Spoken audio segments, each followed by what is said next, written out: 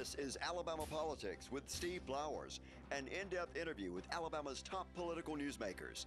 Now, from the studios of Troy University, here is Steve Flowers.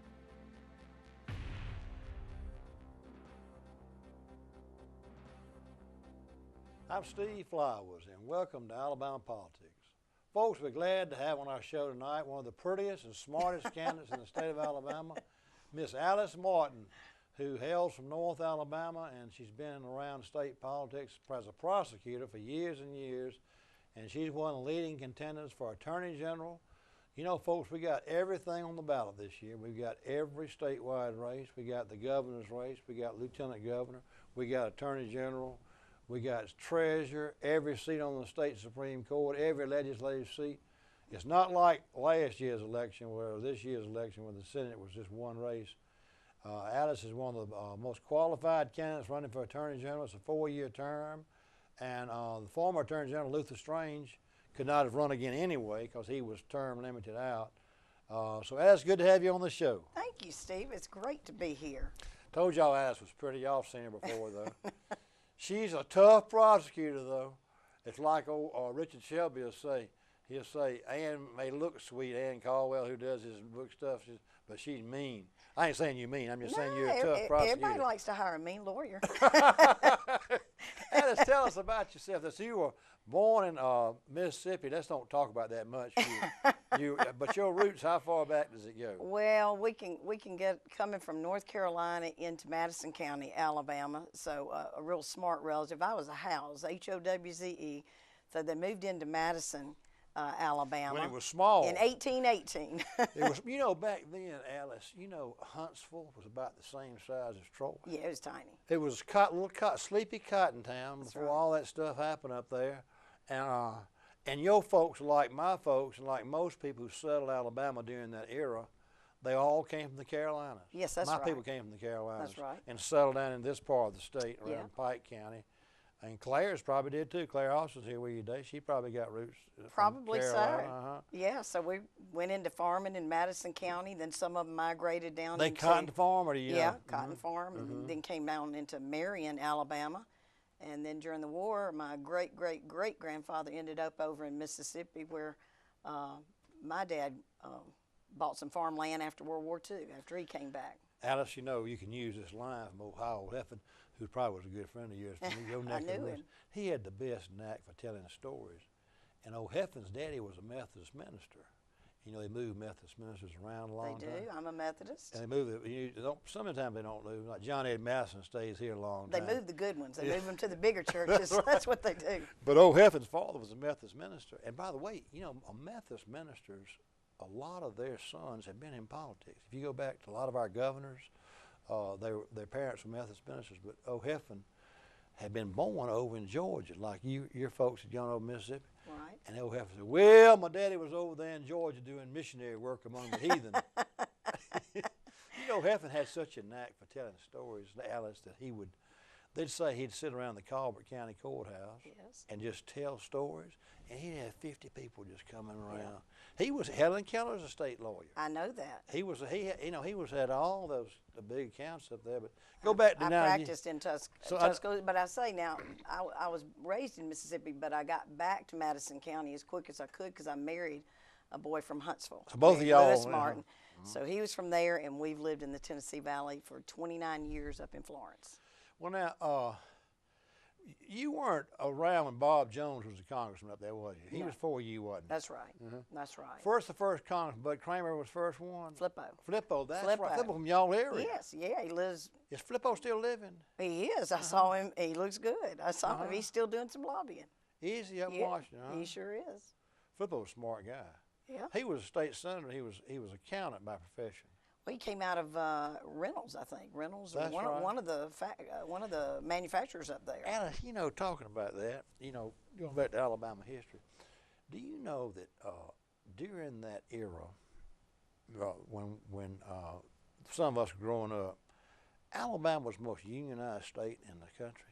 Yes, and Northwest Alabama was especially so with Ford and Reynolds. Reynolds, the biggest employer in your area, was unionized.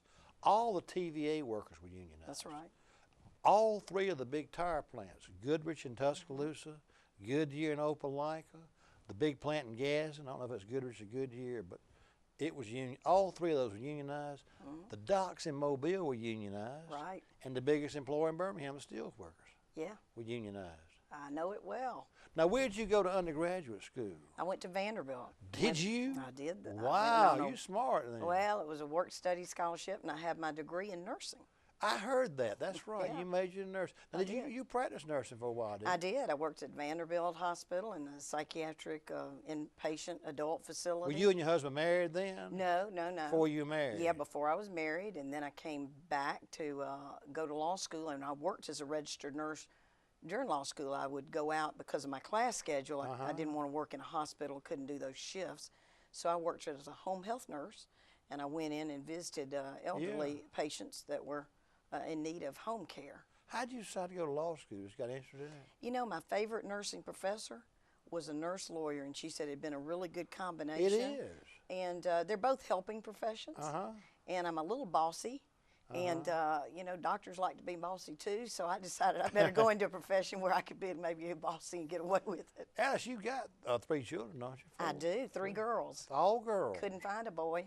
Are they pretty I like had you? I had 3 daughters in 32 months, and then my husband said, "You are not trying."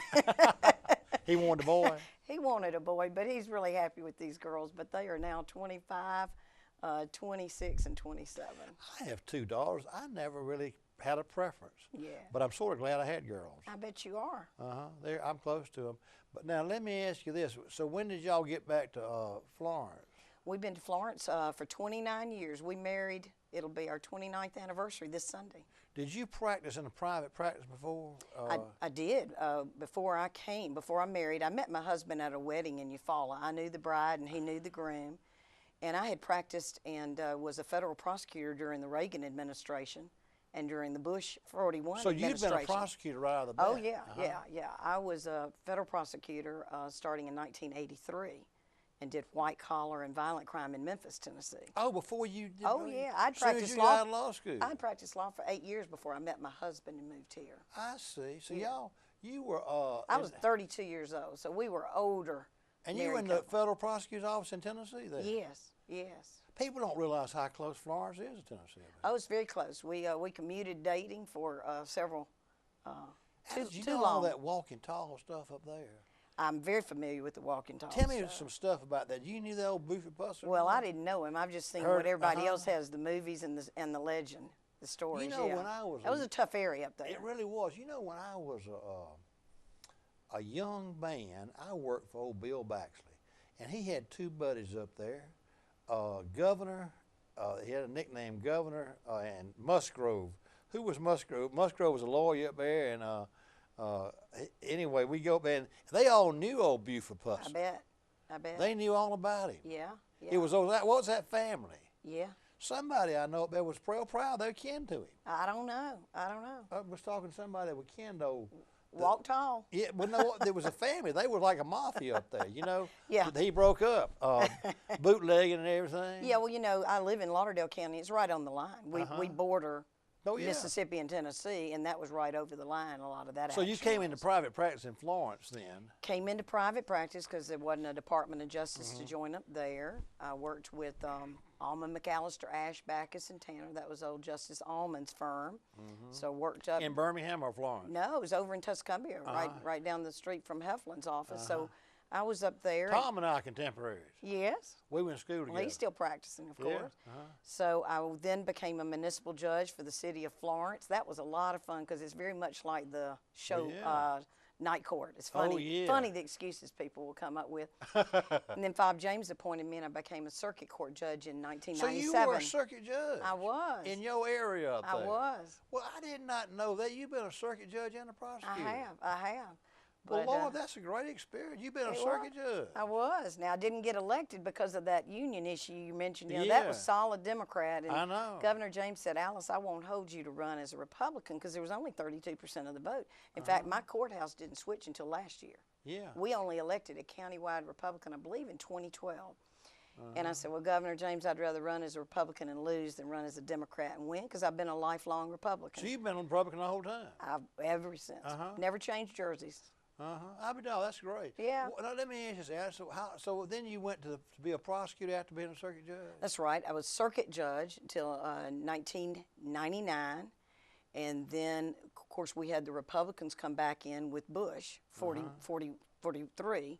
And Senator Shelby and Senator Sessions recommended to George W. Bush that I serve as his U.S. attorney. And so about 2 weeks after 9/11, I was confirmed by the United States Senate. What year is that now? 2001.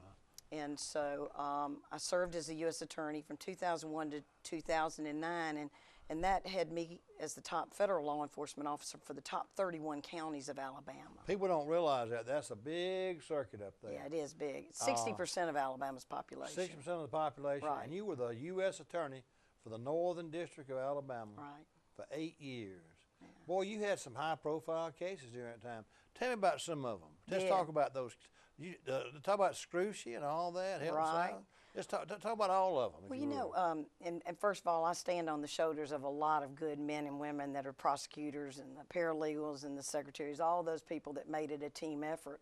But one thing I did. You have good investigators too, didn't you? Well, we had, I thought, the best because we didn't have in-house. We had the FBI, the Oh, DEA, that's right, yeah. the ATF. Oh, yeah, that's right. You know, the INS. Those were my investigators. That's We didn't have right. investigators in our office.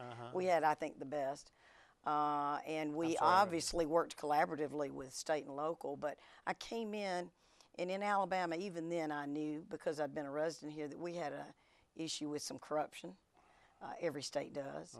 And Bill Pryor was the attorney general at the time, and I said, Bill, Alabama doesn't have an ethics law. You got nothing that you can use, no tool.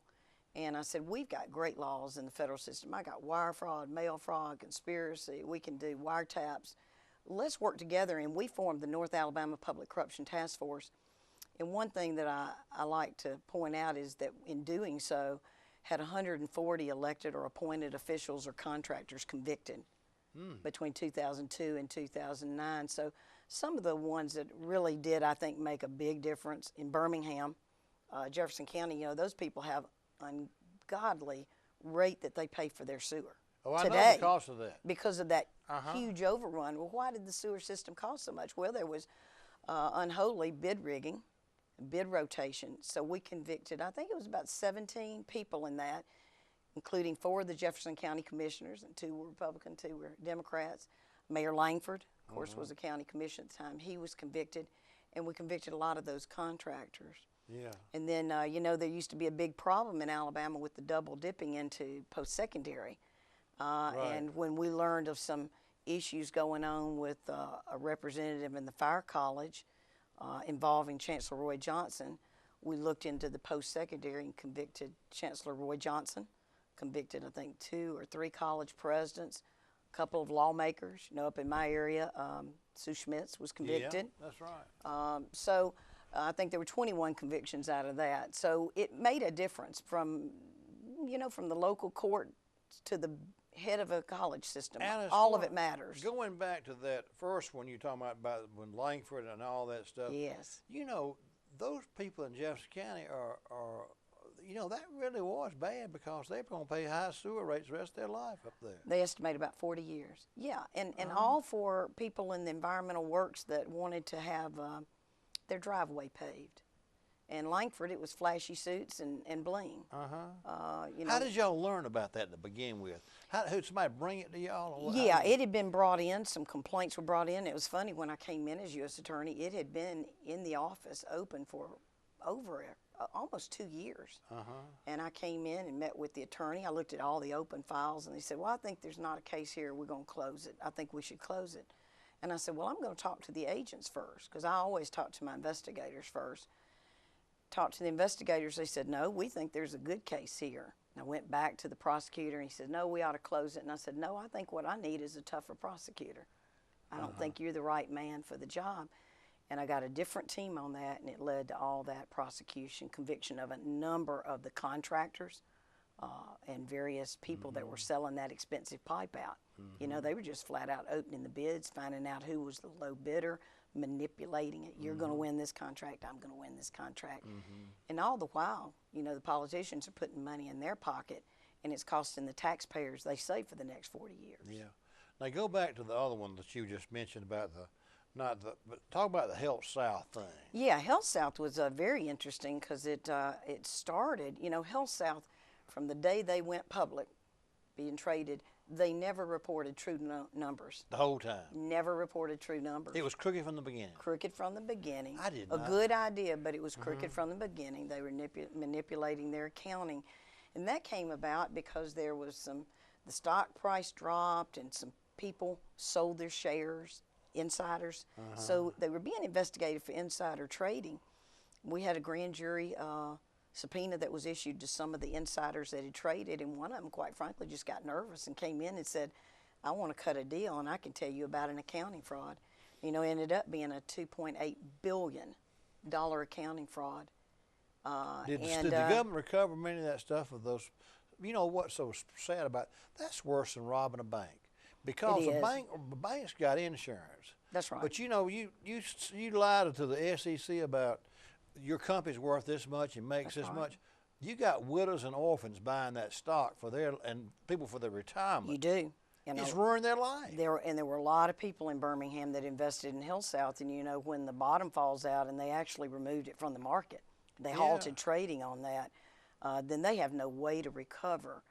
Think about the pension funds and That's right. people's personal life. They just done that for. They do. I mean, that was, to me, that's the worst crime that I can imagine. Yeah. Because I'd rather someone rob a bank. That's right. Well, we convicted, I was disappointed in the jury's verdict on Scrushy. Of course, he has a civil verdict against him for $2.8 billion, so he'll never live the life of a rich man. He had a song, you need to listen to it one day, A Rich Man's Dream. And that's sort of how he lived it. Yeah. But we did recover about $350 million for the federal health care programs, and Out of his assets, he claimed. out of Health South's assets because they had misbilled. Yeah, but it still stands as the most successful white-collar prosecution in the history of the Department of Justice with the most convictions. This is another case you've had, the Jefferson County sewer thing. Eric Robert Rudolph was a big case. Yeah, Of course, that's he right. was a bomber. He bombed an abortion clinic and killed He an wasn't ashamed of it. killed an officer. No, he wasn't ashamed of He it. never had any remorse, did he? He was defiant. He was defiant. Of course, he also bombed a gay nightclub over in Atlanta and bombed Centennial Park and another club. Did y'all put him away? Yes. Is he crazy? Did he get insane or what? He held a great grudge against the government and was just a kook as far as abortion. He felt that bombing clinics was the answer to that. So he was a disturbed individual, but he pled to all 4 of those cases. You had a great, that's an interesting 8 years. Yeah, we had a good time and dealt with a lot, of course, the violent crimes, robberies, rapes, murders, all those things occur on federal properties. Well, now, rape's a state crime, though, isn't it? Right. Not if you do it on federal Oh, property. that's right, So yeah. if you go on the Natchez Trace, or you go into a federal park, or you do it on the Air Force Base, Redstone Arsenal, so we would have those kind of violent Y'all got all crimes. that arsenal, all that Madison right. County stuff. That's right. I'm surprised not more than 40% of the people in that northern district. Yeah. It may be more than that now. Well, it's 60%. Okay. It was 60% when I did it. Back Yeah. then, I was fixing Yeah, to say, you got 60% of Birmingham and all. Huntsville, plus Florence, Gadsden. Oh, yeah. I mean, Well, that's you've got pretty all big. Birmingham, you got all of Shelby County, you got that's all of right. Tuscaloosa. So you have That's a your big- major. yeah. It was. So we processed almost 10,000 civil cases and almost 5,000 criminal cases that we did. And that's important because when you're running for Attorney General, a lot of folks think of a DA's office, and the Attorney General's office is really not anything like a DA's office. It's more like a U.S. attorney. It's more like a U.S. attorney because you're the civil lawyer for the state of Alabama. I say AG ought to stand for Alabama Guardian because what you're doing is once a DA gets a conviction in the local county, that case is then turned over for appeal briefing to the AG. So you do all the appellate work. So you're trying to guard to keep people that are convicted as convicted felons and keep them in jail. You're guarding the state's rights under the 10th Amendment against federal overreach with your civil and your constitutional defense. And only about 10% of your resources do the overflow or things that the DA's office can't do, like rape, robberies, murders, that type of thing. But more importantly, and the real reason I'm running, prime reason I'm running, is to deal with the public corruption because Alabamians are tired of their public officials using their office for personal gain. Yeah, I agree with you. But you know, Alice, one thing I like about you running for Attorney General is, and I'm not trying to throw stones at other candidates in the past, but you know, we've had people run for Attorney General that had no prosecutorial experience, actually no legal experience, practically. I mean, I like Luther, but he had been a lobbyist. Different background. And I like Troy King, fine, but he hadn't even practiced law.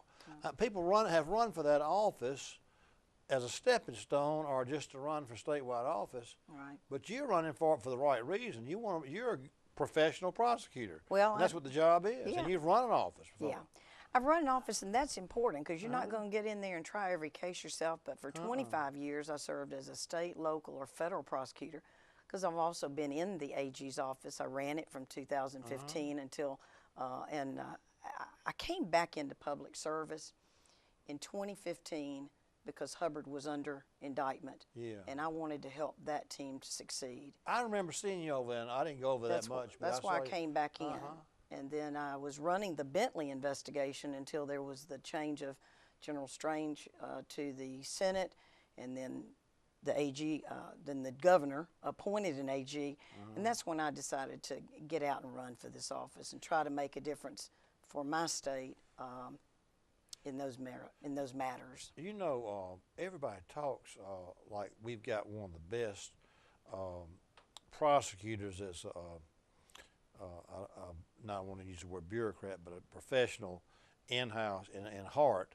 But you'd keep Hart, wouldn't you? I mean, you work pretty good with him. He does pretty good, doesn't he? I did, actually. Matt Hart. I mean, yeah. If you think back, Matt was hired by Bill Pryor. Okay, he'd been there a while. He then. may have been hired by Jeff Sessions, but I'm not sure, so I could be wrong there. You know, when Jeff Sessions was a U.S. attorney down in Mobile, I was prosecuting cases in Memphis, so we were both with the Department of Justice, so I'm thrilled to see him as our Attorney General. But Matt was in the office with General Pryor at the time, and I hired Matt. Okay, so y'all work good together. I hired him, so a lot of those 140 convictions are as a result of Matt heading up a public corruption task force. Yeah. He headed up that. And then when Luther came into the AGs, he said, what do you think? You know, just give me some thoughts because you've run a big office before and I'm about to do this. And he wasn't a prosecutor by trade. And I said, General Strange, you'd be well served to hire Matt Hart because the Obama administration's not interested in doing public corruption work. You can look at the statistics and see it. And I said, and Matt Hart has been moved to working mortgage fraud.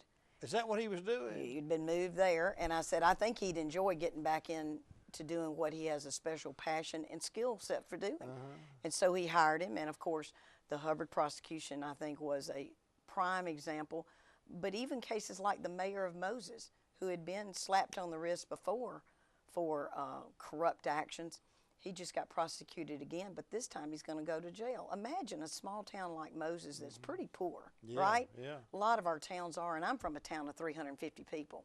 So when you add an extra person on a payroll like that mayor did in Moses, and it's just to pay him through a back way, oh yeah, that's cheating the people. Oh yeah. And as I go around the state, folks are saying, you know, I'll pay my taxes, but somebody needs to be guarding the hen house down there in Montgomery. Yeah. And so. And you've got the ability to do it. I do. Matt Hart has been around. So y'all would work well together. We've worked well. And that's what he wants to do is public prosecution. It is. There were some other good prosecutors on that team.